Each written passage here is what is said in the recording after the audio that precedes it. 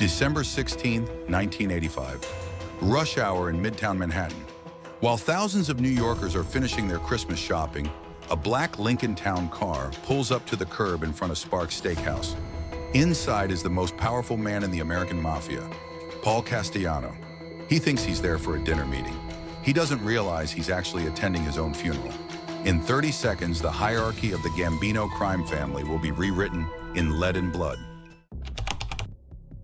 Successor to Carlo Gambino, Constantino Paul Castellano reigned as the American Mafia chieftain of New York's Gambino organization. Entering the world on June 26, 1915, in Bensonhurst, Brooklyn, he was the son of Giuseppe and Concetta Castellano. His immigrant father, a butcher by trade, belonged to the Mangano syndicate, which eventually evolved into the Gambino family. After finishing the 8th grade, Paul began training under his father in both the meat business and illegal gambling rackets. His criminal record began in July 1934 with a robbery arrest in Hartford, Connecticut at the age of 19. Choosing silence over cooperation, he served 3 months in jail rather than betraying his partners to the local detectives. This commitment to the code of omerta solidified his standing as a dependable and loyal figure within the underworld. Family ties were further strengthened when his sister Catherine wed their cousin and future boss Carlo Gambino in 1932.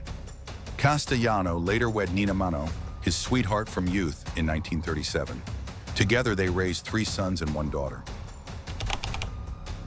During the 1940s, Castellano entered the Mangano organization, eventually rising to captain under Albert Anastasia.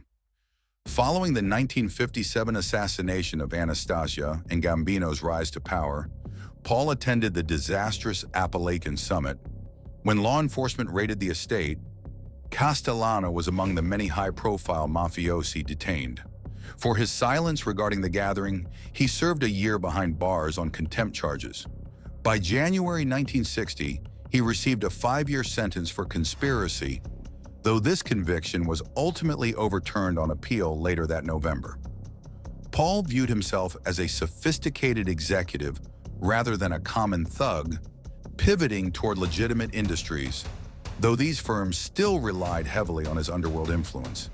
He utilized his butchery background to establish Dial Poultry, a massive distributor that serviced hundreds of New York shops. Through strong-arm tactics, he compelled major grocery chains like Key Food to stock his inventory. As his prestige climbed, he dominated the construction sector's lucrative concrete market. His son Philip managed Scaramix, a corporation that held a virtual monopoly over Staten Island's concrete supply. Castellano directed the Concrete Club, a cartel of builders overseen by the Commission, to manage massive contracts worth millions. In exchange, these contractors paid a 2% kickback directly to the mob's ruling council. He further controlled Teamsters Local 282, ensuring his grip on the labor required for every major skyscraper project in the city. In 1975, he allegedly ordered the death of Vito Borelli for the perceived insult of being compared to chicken tycoon Frank Perdue. Decades later, Bonanno chief Joseph Massino confessed to carrying out this execution as a personal favor to Paul. When Gambino died of natural causes in 1976, he broke tradition by naming Castellano as his successor instead of underboss Agnello Della Croce. Gambino believed the family's future lay in white-collar racketeering rather than street violence. Because Della Croce was incarcerated for taxes at the time, he could not block the transition. This change in leadership was formalized in November 1974, with Della Croce remaining underboss to handle blue-collar crimes like extortion. This arrangement effectively split the Gambinos into 2 distinct camps, the Manhattan street crews and the Brooklyn business faction. In 1978, Paul ordered the hit on Nicholas Cibetta, who had offended several made members during drunken brawls. Since Cibetta was related to Sammy the Bull Gravano, the hit required careful diplomatic handling through Frank DeCicco. Though initially enraged, Gravano eventually conceded that Cibetta's reckless behavior had sealed his own fate. That same year, Castellano authorized the murders of James Ippolito and his son after a dispute with another captain, Anthony Gaggi. When Ippolito sought permission to kill Gaggi, Paul warned Gaggi instead, leading to the father and son being eliminated by Roy DeMeo. By February 1978, Castellano forged a strategic alliance with the Westies, an Irish gang from Hell's Kitchen. He wanted a layer of insulation between his family and any contract killings. The Westies, in turn, received protection from rival Italian families. This pact was cemented during a meeting with James Coonan, where Castellano issued a stern warning against unsanctioned violence. "You guys gotta stop acting like cowboys. If anyone is going to get killed, you have to clear it with us." He also partnered with Sicilian heroin traffickers in New Jersey to bolster his tactical strength.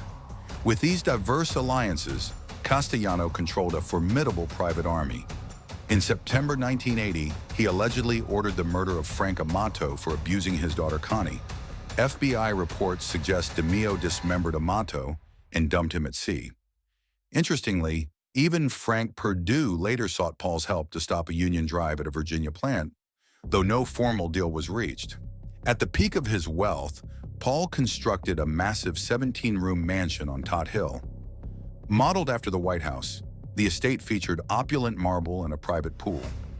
During this time, he carried out a scandalous affair with his maid, Gloria Olarte.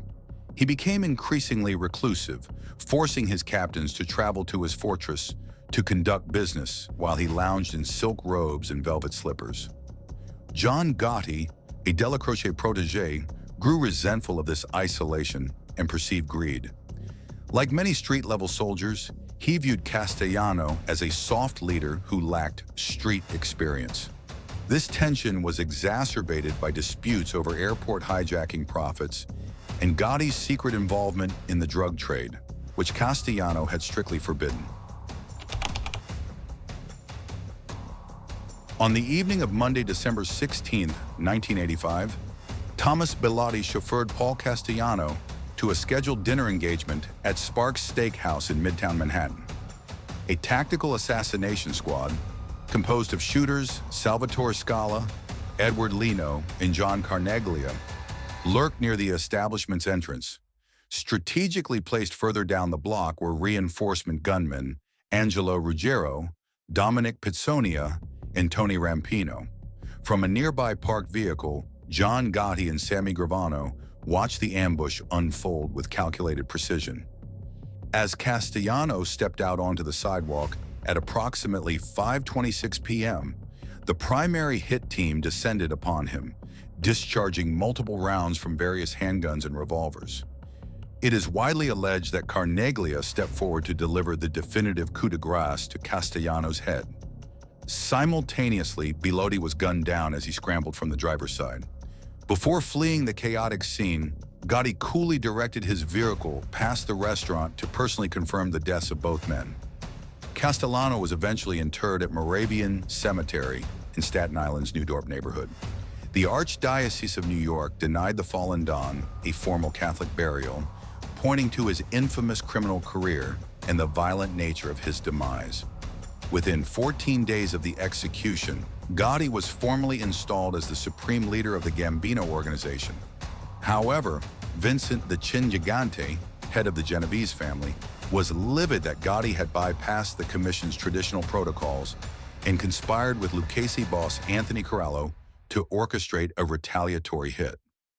On April 13, 1986, a powerful car bomb intended for Gotti was detonated outside a social club in Bensonhurst, but Gotti escaped harm, leaving only Gambino underboss Frank DeCicco as the blast's fatal victim.